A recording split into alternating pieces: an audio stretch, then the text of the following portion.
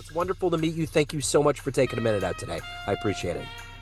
Thank you so much, Joe, for having me here. I really appreciate it too. Looking forward to having a great conversation. Me too. It's a pleasure. So let's begin our journey with this. 6 years Mhm. ago, one of the biggest events of our life was COVID, getting through that time period. How did you get through that era, and how has it changed the way that you approach things today?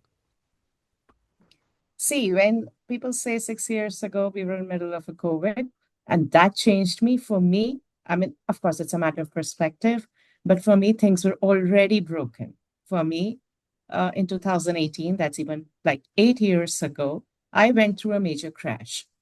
And I was still in the middle of coping up, grieving, reestablishing myself, putting back my finances together, getting my child out of trouble. And then COVID happened. Okay. So Yeah. initially, like the whole world, I was overwhelmed. I felt trapped. There were a lot of fears and uncertainties, what tomorrow holds. And as I navigated through it, I slowly slipped into this internal zone of mine. And that COVID zone in which, all of us were busy doing household chores, things that, the smallest of the things that needed attention, those came to our awareness. Those fast things, that we are caught up in, but we get missed, those things, they came into attention. And it was in that particular time, I feel that, though the whole world was suffering, but all of us, in a way, we also took in the inner dive. So I went back to my plants. I went back to connecting with myself again. I had very deep questions for myself that why exactly my life turned out to be the way it actually turned out to be. And what did I do wrong in the whole process? And the whole COVID thing, it gave me this opportunity to deeply reflect and meditate and find my answers, not just for myself, but to find a way forward for my family, for my child. And in the whole midst of it, a lot of blessings came to me, a lot of knockings that I would have not otherwise paid attention to in the middle of the general chaos, which we all had assumed was life. I think post COVID, everybody is different. Yeah, so going through that journey, that long journey, has that emboldened and strengthened your backbone for what you bring to your clients? Yes, I think in the process of me finding my own breakthroughs, navigating my own breakdowns, I would say there were lots and lots of realizations of who am I? Am I someone who needs to toe the general rule book that the society has laid out to be? So, just to give you a little bit of backstory. So I'm a food technologist, okay? I'm someone who specializes in food science, microbiology, food chemistry, packaging, and stuff like that. And after that, I did my post graduation in pursuing business administration. And I went into banking and financing and everything after that. But that was not my calling. I'm someone who always follow my heart. I'm always very passionate about the things I do. And I always bring in my 100% to everything that I do. I started my own food business. I started with the central kitchen, a lot of catering, a lot of corporate catering, a lot of packaged nutritious food, very well recognized, running beautifully well. 7, 8 years into it, the business in general went through its highs and low. In the whole journey, I became mother. Then the point came in 2018 when I realized the business is no longer working because my attention is now back at my home. And at that point of time, my child was diagnosed on being on an autistic spectrum. And I was so devastated by it. Plus, so many things in the business had hit a standstill. And no matter whatever I do, you sometimes feel stuck. I have uh, added additional business lines and verticals.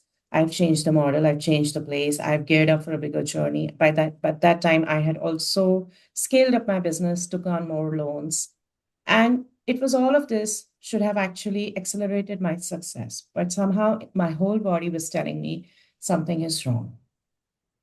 I had by then depression, which I did not know and I did not recognize. I thought it was stress because I'm handling everything all by myself.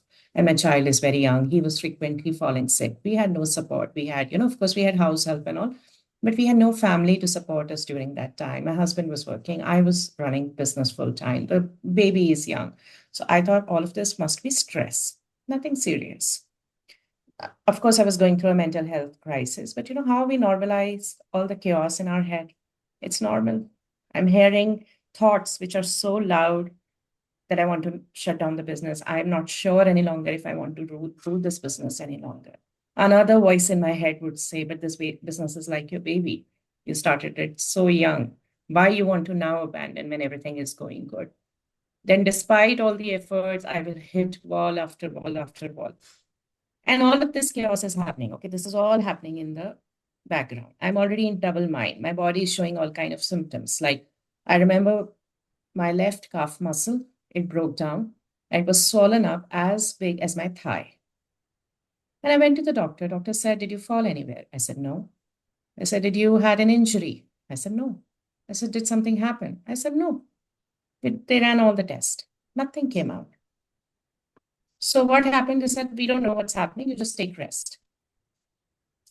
Now, 8 years later, I realized that this was my body telling me that, Mridula, you're walking on a path which you're not okay to walk on. Yeah. Because of which my body was actually physically objecting. But because we are so caught up in our logic that, once the business scales to this level, I will sell it off and then I will quit. And by then my baby would also be okay.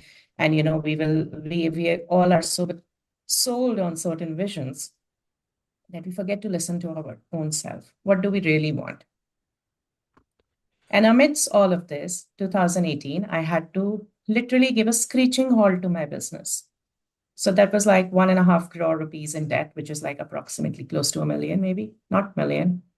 I don't know how much it is. It's a pretty big amount. Yeah. Crore rupees is pretty big amount. That was we had a house that had to be double mortgage. We had to take another mortgage over the house. My husband had to, I mean, we had to really my father, my father-in-law, everybody had to pool the money. Everything we had in the savings was lost. Plus, we were lost by the time 2018 ended. The child was already on an autistic spectrum, and myself, I was in a big mess. What did I do wrong to deserve this? Why did this happen to me? I was always a topper student, plus the shame that, I failed at the business. Then, the snide comments come in. Oh, you're so ambitious. Women cannot have it all. You should know your priorities. All of this is also taking toll on the relationship, the marriage. You did wrong and you did this wrong and I did this wrong and stuff like that. So by the time the COVID hit, it was already a big melting pot in my own head. Yeah. And you already feel traumatized in spite of everything doing wrong, everything doing right, everything is going wrong. So when I have to pull myself out of this, and if in my head in 2020, if I'm back to that time, if I think in the next 5 years, I will be helping someone else out of these deep abyss, that was impossible. I was I was completely sunk till the bottom. Yeah. So to find hope again, not just hope, to even feel happy for a moment was impossible.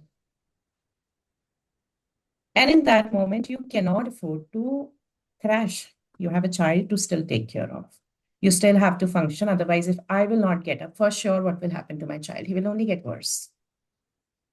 Fixing the marriage was like on the last thing. Let's get the finances back in order. Let's get the health back in order. I mean, we cannot lose time. Yeah. So there was no time to grieve. There was nothing that, it was almost I was in a zombie mode. I was just working and working and working, numb, completely numb and broken.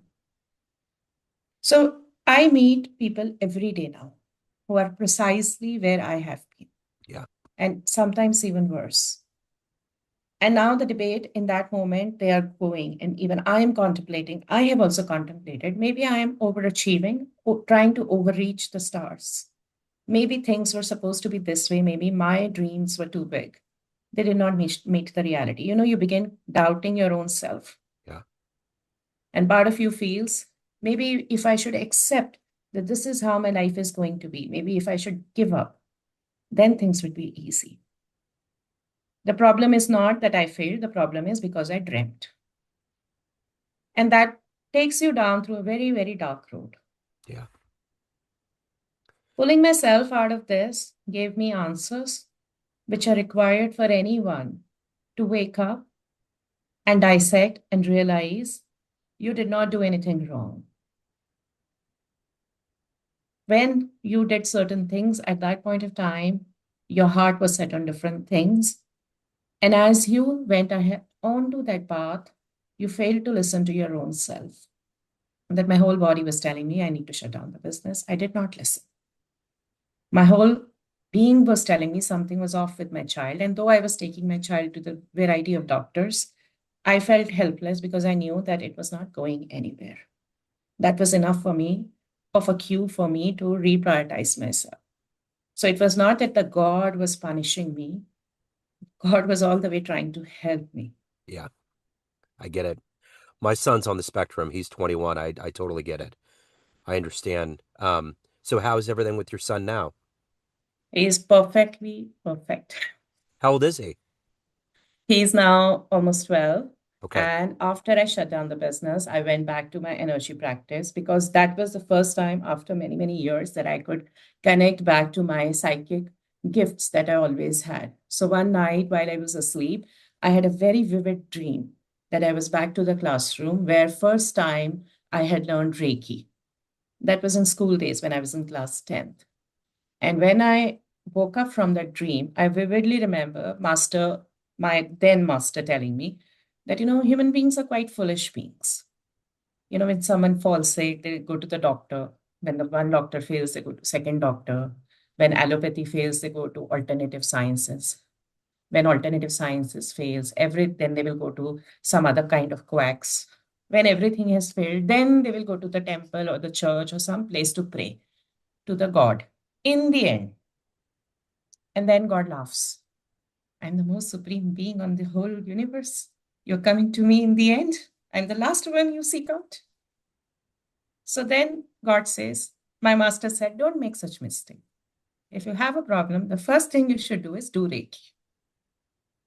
Of course, I followed this exactly the same line of stupidity that my master had foretold.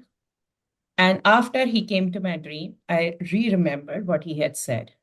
And I did Reiki for my son. Yeah.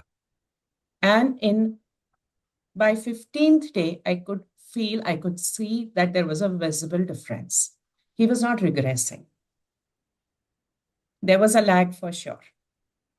In his development, he had missed a lot of milestones, but he was not regressing because it had come to a point that his speech had become blurred. If I would talk to him, I would know that he's not getting me. His behavior was really off. All those distractions that he would create, those had stopped. He was back to his normal. Though there was still lag. If I compared him to another children at that age, there were still milestones he clearly had missed. So there was work to be done, but I knew that he was no longer regressing. So my first task during the entire COVID became, and I somehow feel that, my son became my helpline. Because had I not had a responsibility to take care of my son in the moment, I was spiraling out of control S- because I had to. Yes, go Yeah, on. no. I totally get it. I totally get it. So in a serendipitous way, he was actually a big key to you healing yourself. Yes, because I had to do it. And as I was healing him, as I was taking care of him, I had to also face a lot of ugly truths about choices that I had taken. What was driving me to take, what drove me to make those choices in first place. I also had to take a hard look at the relationship I had with my husband back then. What exactly did I want from it? To the point that I also contemplated about ending the relationship because if it is not going to work, it is not going to work. But saying this is easy. In that moment in 21, 22 around, when you look back and you feel, oh my God, you were a topper student, most promising golden girl of the school or a college. And now here you are into a divorce with a autistic spectrum child, into a deep mess. This is not a place anybody wants to be. Yeah. So talk to me a little bit about what you do today exactly for your clients. If I put you in front of a bunch of 12-year-olds at career day in a school, and one of the kids wanted to know what you do for a living, how do you explain that to them? So 12 years old, typically, there comes an age at the age of 12-year-old when there are certain things you want to be. You want to go out, make friends, have fun. You want to enjoy learning and this and that. You want to be attended to in a way that you want to be attended to. You want to explore the world freely. So this is what you want to do. This is your inner circle, inner feelings, okay? Inner sanctum, I would say. But moment you go out in the world, you learn very hard way. World is not a safe place. You have to wear mask. You have to adopt strategies to survive, whether bullies or whatever. You have to earn the respect. You have to earn the love. You have to prove yourself. Otherwise, you are labeled loser. So those two worlds are different. What you want to be and what you're forced to be. Yeah. And all of us from an early age, we learn to put on a mask. We learn to adopt different strategies and personalities and personas. When we are with our friends, we are under obligation and pressure to be cool and be the blue-eyed person or whatever. When what I do is I help people being them Yeah. so that they can be themselves and still deal with the world without it corrupting them. So what did you want to be when you were that age? When you were 12 or 13 years old, what was your dream life? So when I was 12 and 13, my dream life was that I would study well like any other normal person. I would study well, crack a good college, get myself married to a nice guy, who I will marry, and I will do my own business. I don't know what line of things. This was my dream line. I'll be very successful, a lot of money, a lot of success. This is the script, no? People follow this script. Yeah. 12 years old have scripts in their head. They're Yeah. not trying to understand what they want to do. They're trying to absorb what is expected out of them.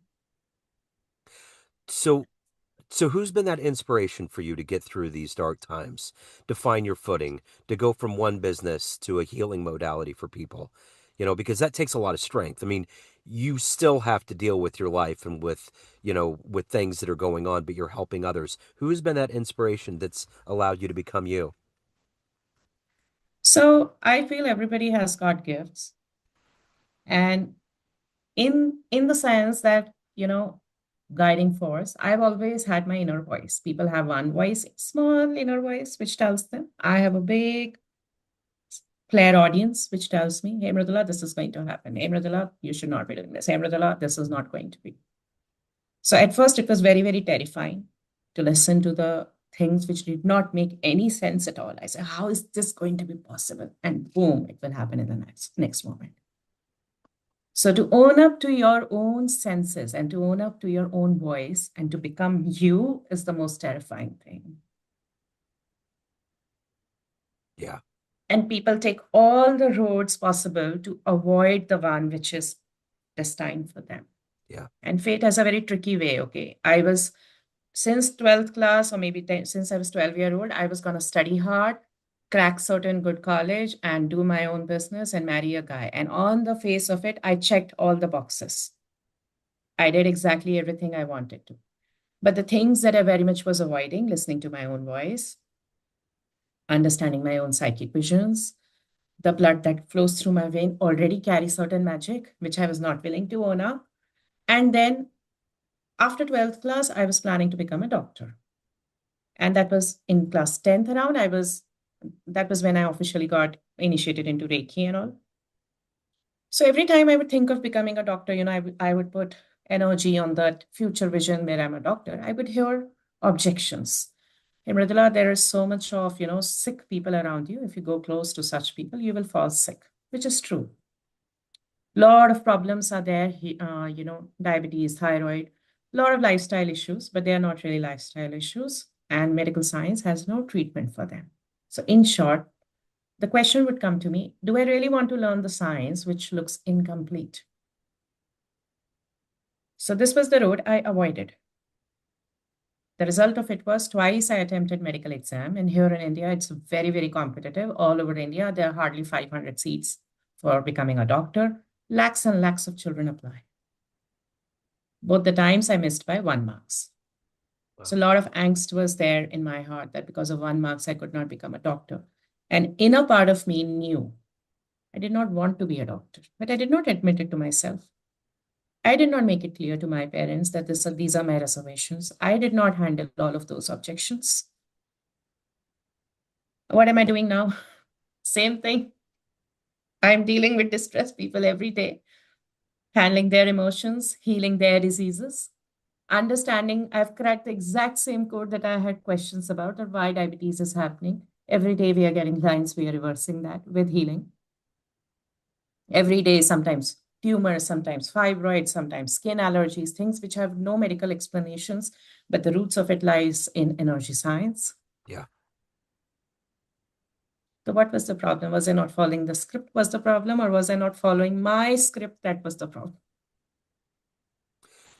So, of everything that you've done to overcome all of these obstacles to evolve to where you're at now, what are you the proudest of? What are you the happiest about that you've accomplished? I think, when someone is really deep in abyss, I think that is when you are really at the lowest and you're praying that, God miraculously just sends someone and you are healed, to be saved from that dark spot. I think it's one of the biggest blessing to be in that position, that now I know that there are so many people. Like, depression is by far recorded the most afflicted in the world. It's not cancer, it's not diabetes, it's not anything. People are most afflicted by depression, which is uncurable. But to be able to get people out of it without it ever, I mean, it's irreversible recovery. You will never get back to where you were. And to help people through their darkness into the light, I think that has been a very biggest blessing, not just to myself, but to anyone. And the thing is repeatable. You can do it. Even if you give me 10,000 people, it is still doable. The same formula applies and you can still do it. So, I believe, being in this special needs community for 21 years with my son, that there is something absolutely special about these kids. Yes. What they bring, who they are. We have this idea, this ingredient list of what's supposed to be the way life works, but they rearrange all of that. But Yes. they also bring you to realizations about this reality that are wondrous. What have you learned about this life that you never thought you would learn until you had your son? See, the way special needs children view the world is very different. It's very script defined. Okay. And we are locked up in our scripts. We feel this is the way. It is not them who needs a change. It is us who need a change. Yeah, Okay. And children are born to teach you the lessons which you are supposed to learn. If someone is extremely rigid as a person, this is how it should be, this is how it should be, this is how it should be, the child will be born to you probably who will be completely imaginative, curious, visually very different. And you may feel the child is on ADHD. The child is not ADHD. The rate and speed at which they can visually crack the problem, thousands of permutation combination. You know how you have Rubik cube? It's only three-dimensional, but in their head, all of us in our head, we are solving the problem in millions of ways at a very lightning speed.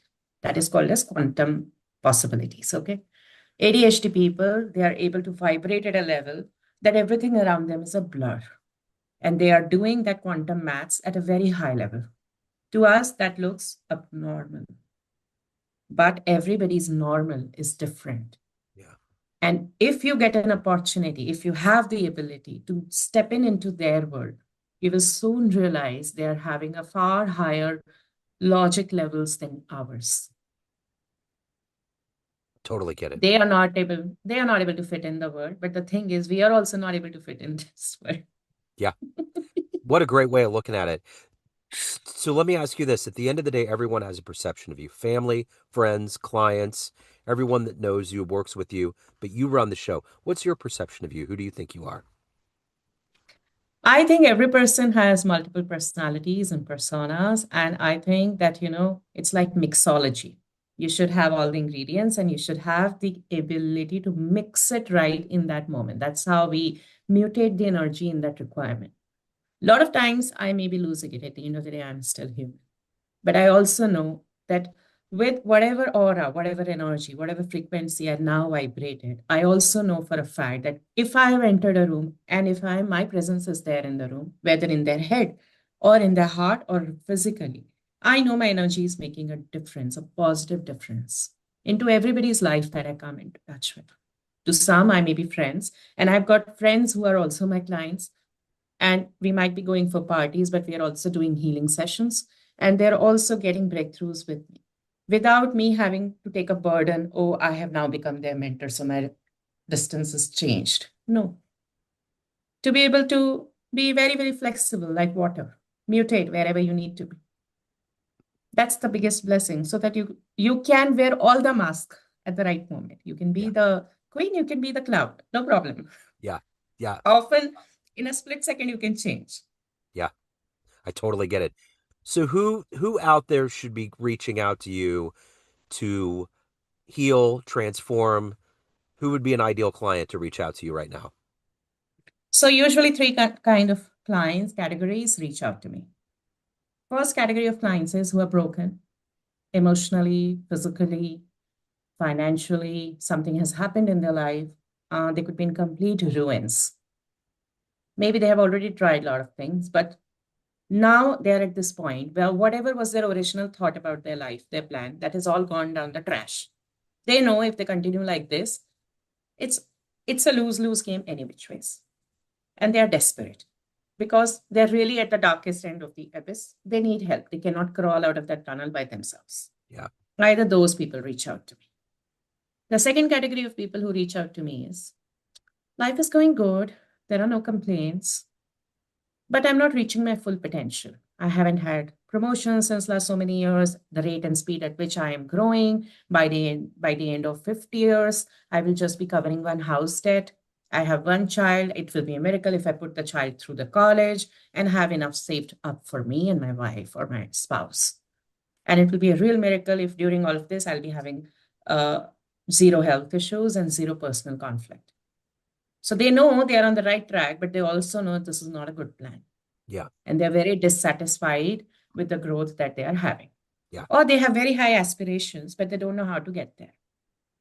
So, in essential, these people are also stuck. They are also in pain, but they're in a very different kind of pain. This is a very suffocation pain that I'm stuck in one bubble, not able to break out of it.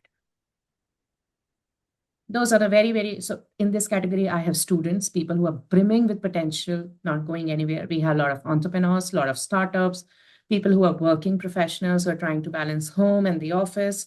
All those category of people are there who want to get more out of life.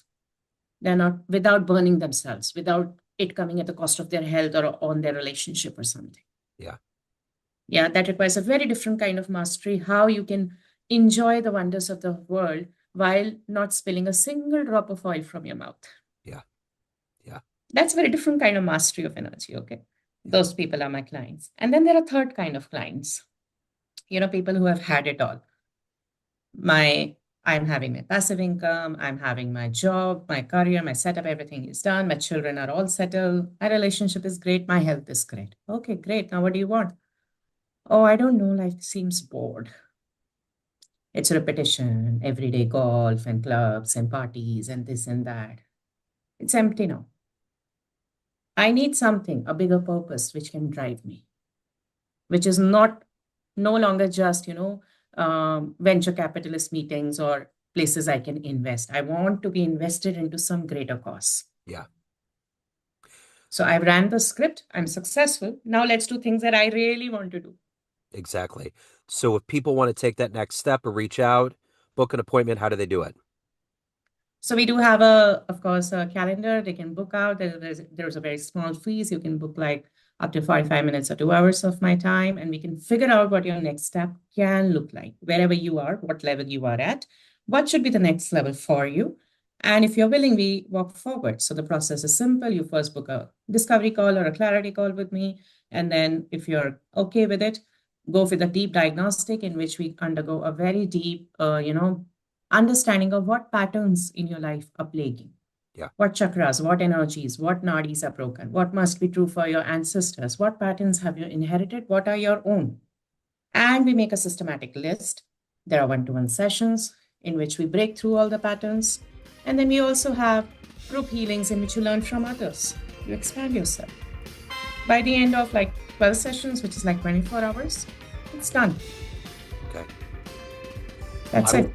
That's wonderful. I will put all these links in the show notes. This has been absolutely wonderful. Thank you for your story. What a courageous, wonderful story. I appreciate it, and best of luck with everything. Thank you so much, Joe, for having me here. It's been lovely to connect with you, and I would also like to meet your son.